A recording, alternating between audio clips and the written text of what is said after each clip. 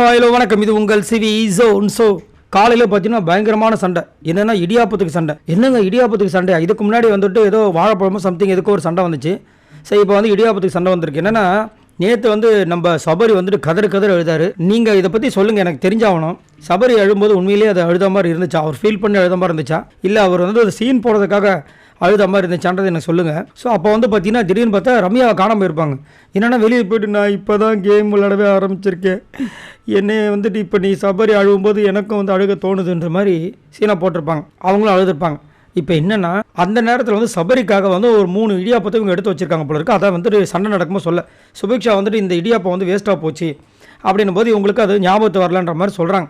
அதுக்கப்புறம் பார்த்தீங்கன்னா ஞாபகத்து வருது, இந்த இடியாப்பம் வந்து சபரிக்காக தான் நான் எடுத்து வச்சேன்ற சொல்லி என்ன பண்ணுறாங்க, ஒருத்தர்கிட்டயா போய் சொல்கிறாங்க, நான் வந்து இதை வந்து சபரிக்காக தான் இது பண்ணேன். இந்த ஒரு படத்தில் சொல்லுவாங்களே, எப்படிங்க ஆச்சு, இப்படி இறந்தார் அப்படின்னு, இந்த மாதிரி காலையில் வாக்கிங் போனார், இந்த மாதிரி ஆச்சு, அந்த மாதிரி ஆச்சுன்னு அந்த மாதிரி ஒருத்தர்கிட்டயா சொல்லிவிட்டு கடைசியில் வந்து பகிரங்கமாக வந்துட்டு பிக் பாஸ்கிட்டே மன்னிப்பு கேட்குறாங்க. பிக் பாஸ் இதை வந்து நான் சபரி அண்ணனுக்காக தான் பண்ணேன், ஆனால் நான் சொல்ல மறந்துட்டேன், இனிமேல் இந்த மாதிரி ஃபுட்டு வேஸ்ட் பண்ண மாட்டேன், என்னை மன்னிச்சிருங்க அப்படின்னு. ஏன் அப்படின்னா நேற்று வந்து விஜய் சேதுபதி இதை பர்டிகுலராக சொன்னார்.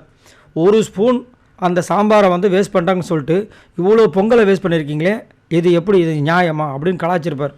அதுக்காக வந்துட்டு இந்த அம்மா வந்து ரொம்ப நல்லவங்கலாம், அதனால் வந்துட்டு இங்கே வந்து இதை வந்து சொல்லிட்டு சாரி கேட்டு போகிறாங்க. அதுவும் வந்துட்டு சுபிக்ஷா தான் சொல்லியிருப்பாங்க போல இருக்குது, இந்த மாதிரி வேஸ்ட் பண்ணக்கூடாது அப்படின்ட்டு.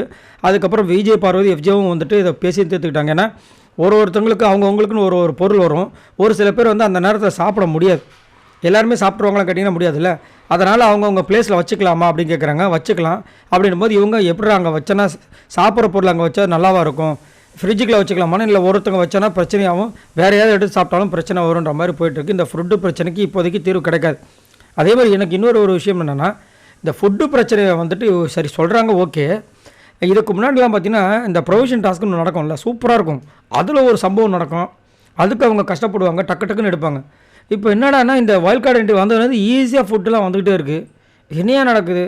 ஒரு இது சீசனை வந்துட்டு நல்லா டஃப்பாக இன்னும் நல்லா இதுவாக எடுத்துகிட்டு போகணும்னு நினைக்கிறீங்க. ஆனால் இந்த மாதிரி முக்கியமான டாஸ்க்லாம் வந்துட்டு இது பண்ணிட்டீங்கன்னா அவங்களுக்கு அந்த சாப்பாட்டோட இதுவே இல்லாமல் போயிடுமே. இதை பற்றி உங்களோட கருத்தை சொல்லுங்கள். பாய் நண்பர்களே.